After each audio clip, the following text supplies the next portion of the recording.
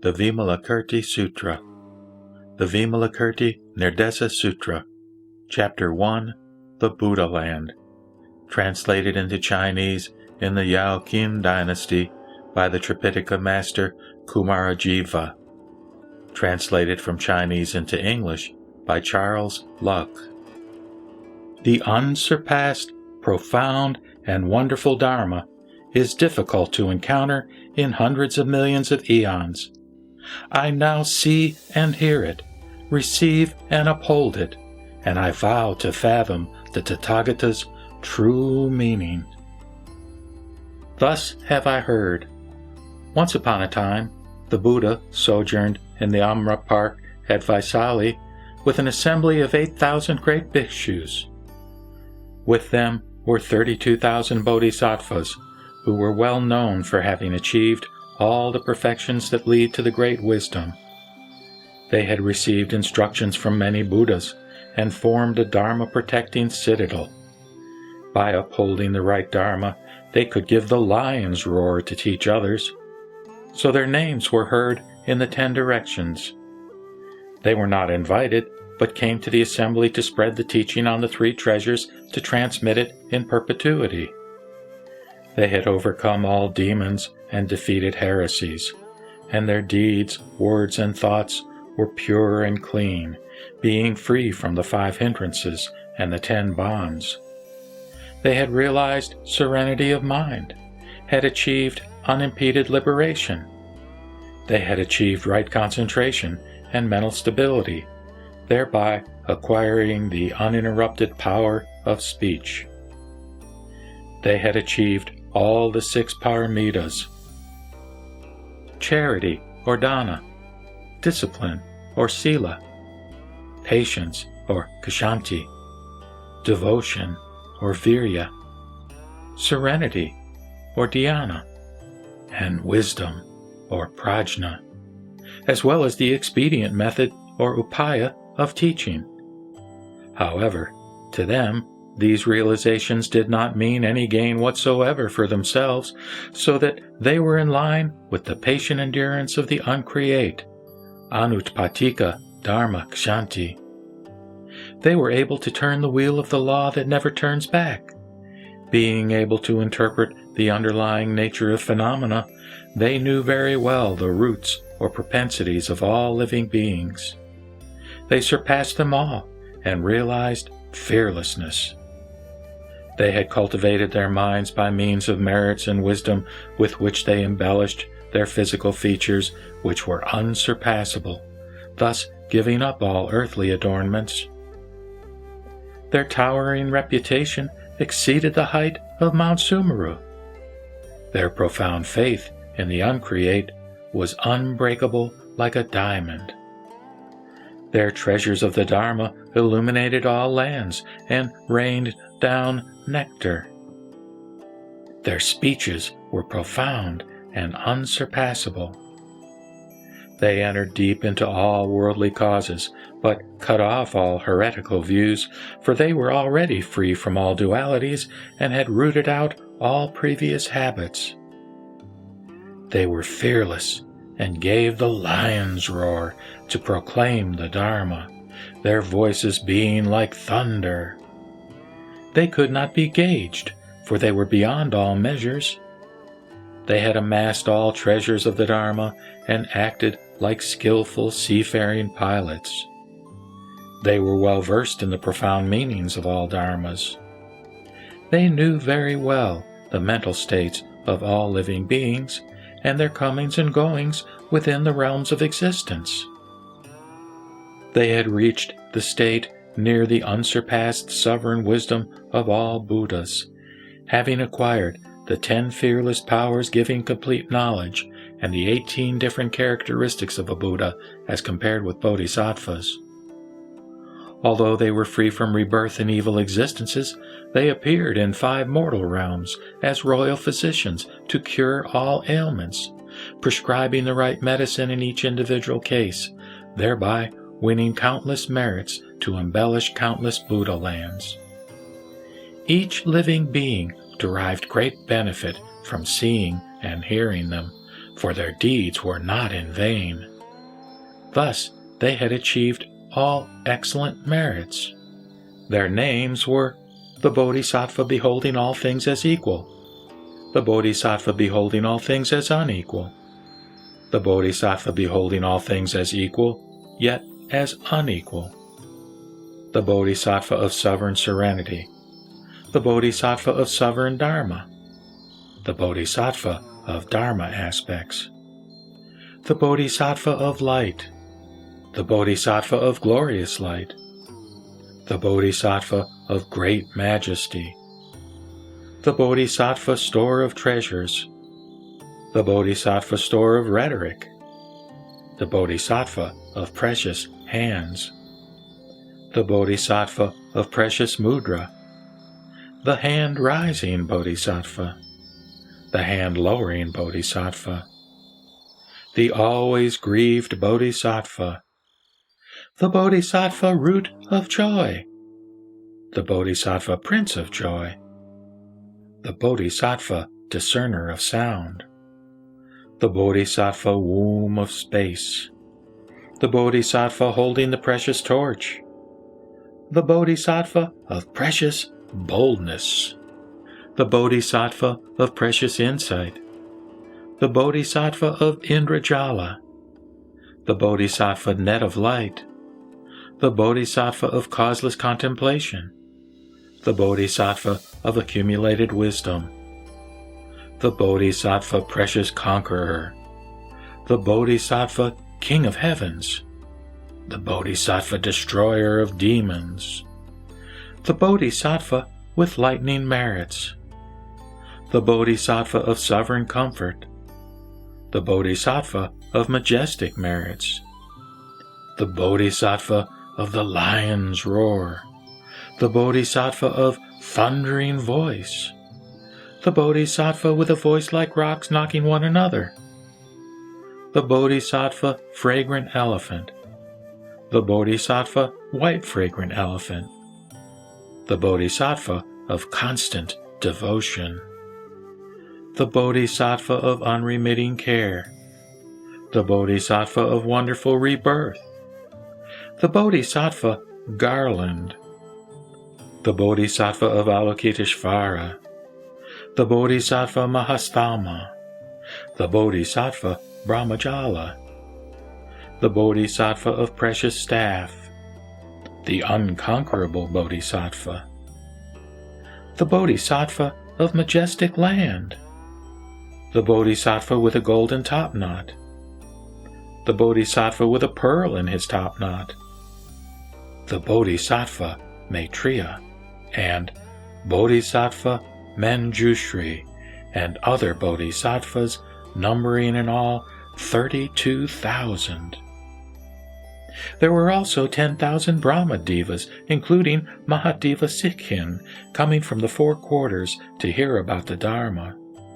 There were as well 12,000 kings of heavens, who came from the four quarters to sit in the assembly. There were also other devas of awe-inspiring majesty, dragons, spirits, yaksas, Gandharvas, Asuras, Garudas, Kinnaras, and Maharagas who came to sit in the assembly. Many bhikshus, bhikshunis, upasakas, and upasikas also came to the assembly. Thus, surrounded by an incalculable number of people circumambulating to pay their respects, the Buddha was about to expound the Dharma. Like the towering Mount Sumeru emerging from the great ocean, he sat comfortably on the lion throne, eclipsing the imposing assembly. A son of an elder, called Ratnarasi, came with 500 sons of elders, with canopies decorated with the 7 gems, to pay respects and offer them to him. By using his transcendental powers, the Buddha transformed all the canopies into a single one, which contained the great Chilakasam with Mount Sumeru and all the concentric ranges around it, great seas, rivers, streams, the sun, the moon, planets and stars, and the palaces of devas, dragons and holy spirits appeared in the precious canopy, which also covered all the Buddhas who were expounding the Dharma in the 10 directions. All those present who witnessed the Buddha's supernatural powers praised the rare occurrence which they had never seen before, brought their palms together, and gazed at him without pausing for an instant. Thereupon, Ratnarasi chanted the following gatha of praise. I salute him, whose eyes are broad like the green lotus, whose mind is unchanging and serene, who has accumulated countless pure deeds that lead all beings to the extinction of mortality. I have seen the great saint use his transcendental powers to create in the 10 directions countless lands in which Buddhas still proclaim the Dharma. All this has the assembly seen and heard. The power of thy Dharma surpasses all beings and bestows on them the wealth of the law. With great skill thou discernest all, whilst unmoved in reality. Thou art from all phenomena released. Hence to the King of Dharma I bow down. Thou teachest neither is nor is not, for all things by causes are created.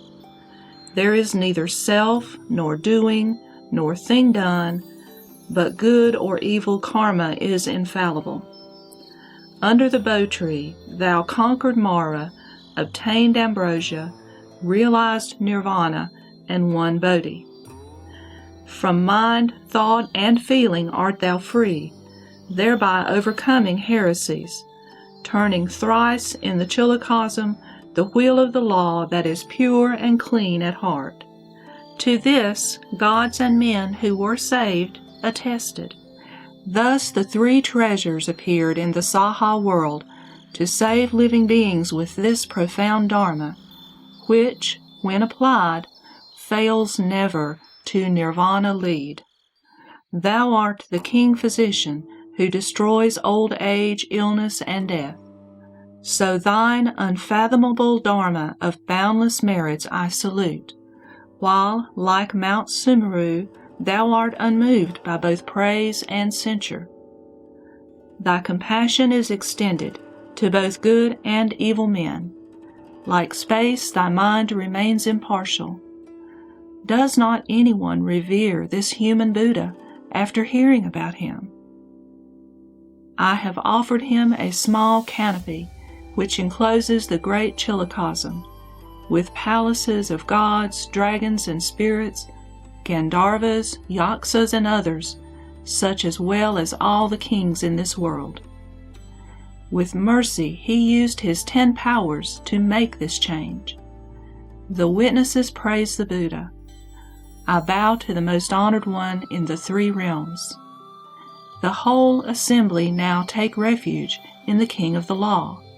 Those gazing at him are filled with joy, each seeing the Bhagavat before him.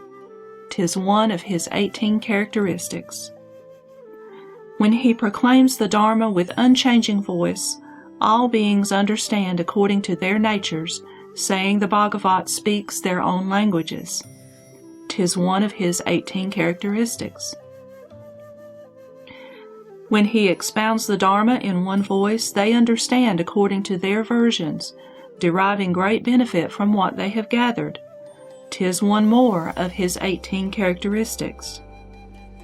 When he expounds the Dharma in one voice, some are filled with fear, others are joyful, some hate it, while others are from doubts relieved. 'Tis one of his 18 characteristics. I bow to the possessor of 10 powers. I bow to him who has achieved fearlessness, acquiring all 18 characteristics. I bow to him who guides others like a pilot. I bow to him who has untied all bonds. I bow to him who has reached the other shore. I bow to him who can all worlds deliver.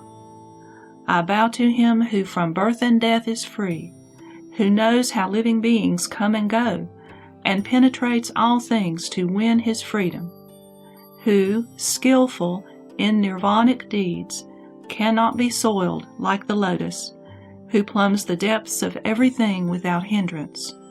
I bow to him who, like space, relies on nothing. After chanting the Gatha, Ratnarasi said to the Buddha, World-honored one, these 500 sons of elders have set their minds on seeking supreme enlightenment, Anuttara Samyak Sambodhi. They all wish to know how to win the pure and clean land of the Buddha. Will the world-honored one teach us the bodhisattva deeds that lead to the realization of the Pure Land? The Buddha said, Excellent, Ratnarasi. It is good that you can ask on behalf of these bodhisattvas about deeds that lead to the realization of the Buddha's Pure Land. Listen carefully and ponder over all what I now tell you. Thereat, Ratnarasi and the 500 sons of elders listened attentively to his instruction.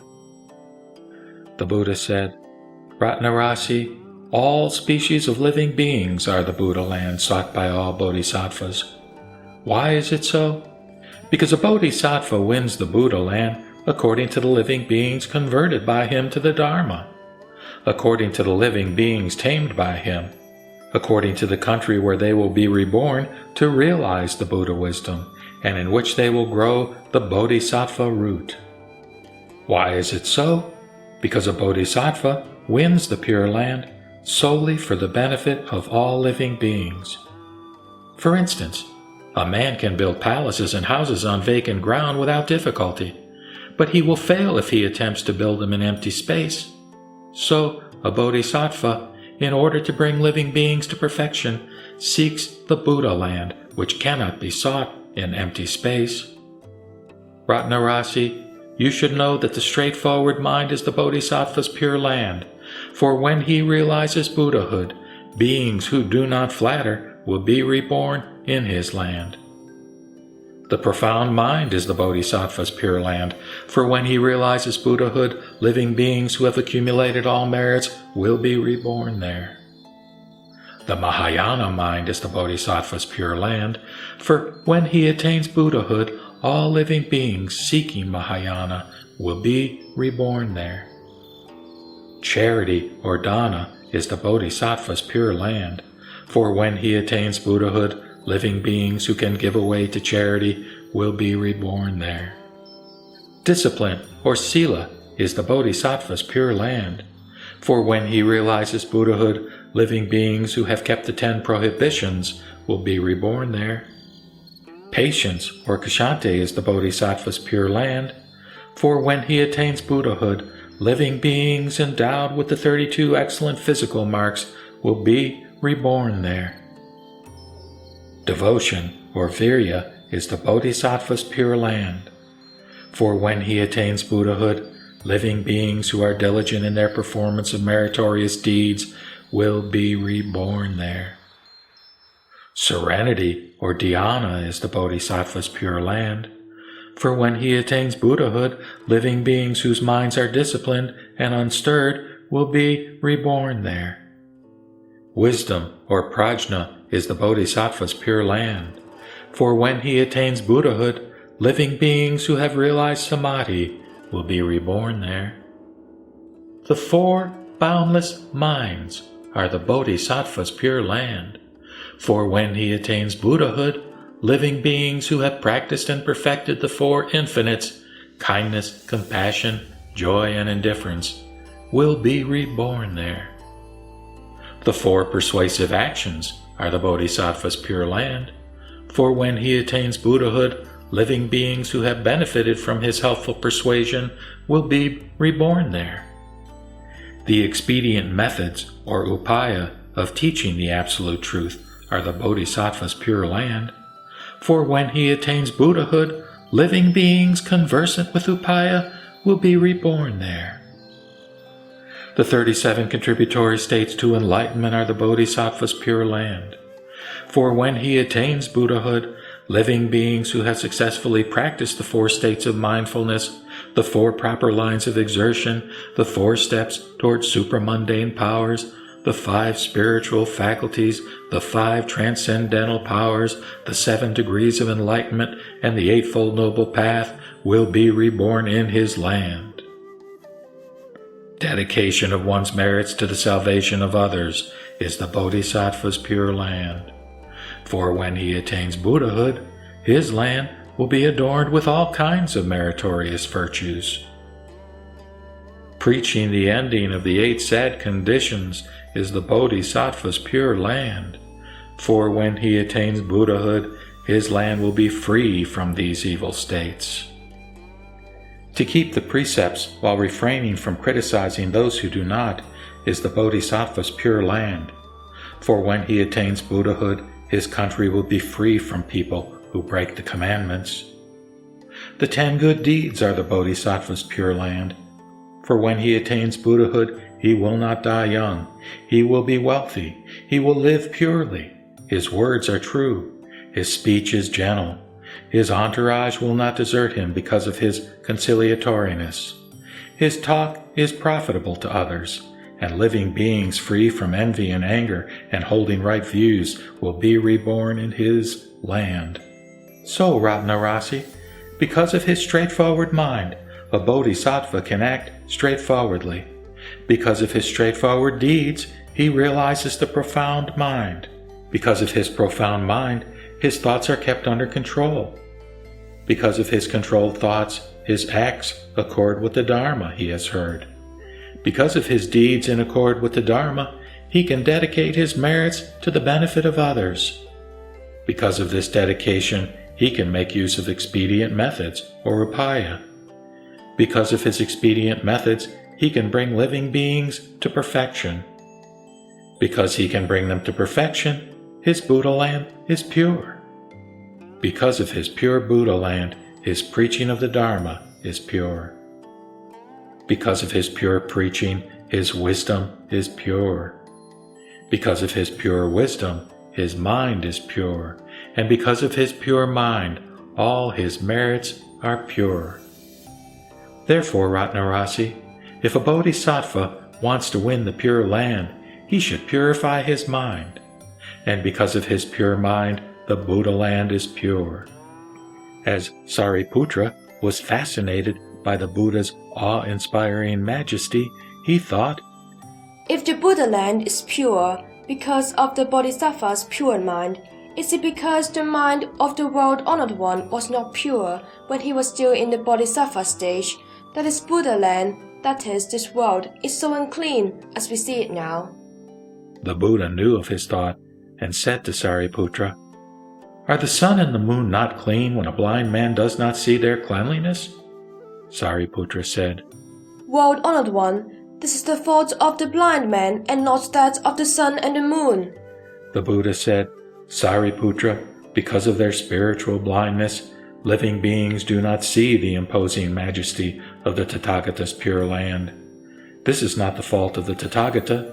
Sariputra, this land of mine is pure, but you do not see its purity. Thereupon, Brahma, with a tuft of hair on his head resembling a conch, said to Sariputra, Don't think this Buddha land is impure. Why? Because I see that the land of Sakyamuni Buddha is pure and clean, like a heavenly palace. Sariputra said, I see that this world is full of hills, mountains, pits, thorns, stones, and earth, which are all unclean. Brahma said, Because your mind is up and down and disagrees with the Buddha wisdom, you see that this land is unclean.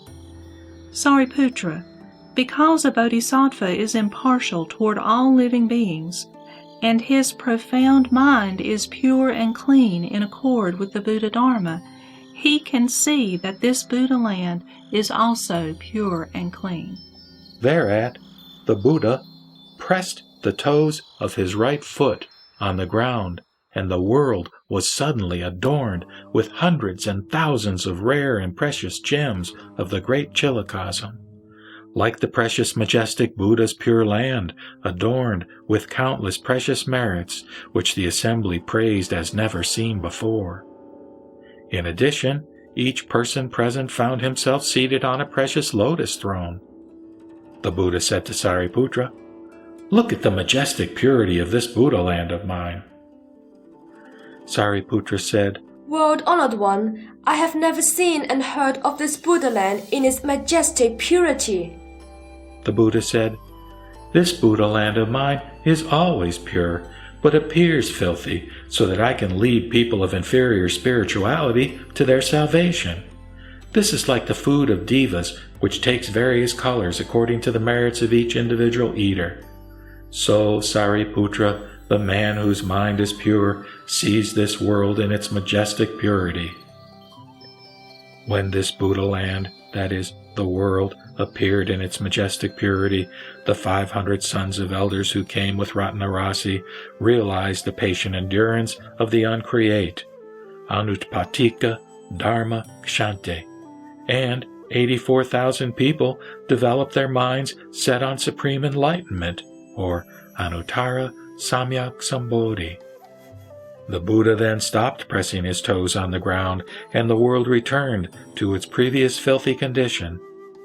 32,000 devas and men aspiring to the Shravaka stage understood the impermanence of all phenomena, kept from earthly impurities, and achieved the Dharma eye, which sees the truth of the Four Noble Truths. 8,000 bhikshus kept from phenomena and succeeded in putting an end to the stream of transmigration, thus realizing arhatship.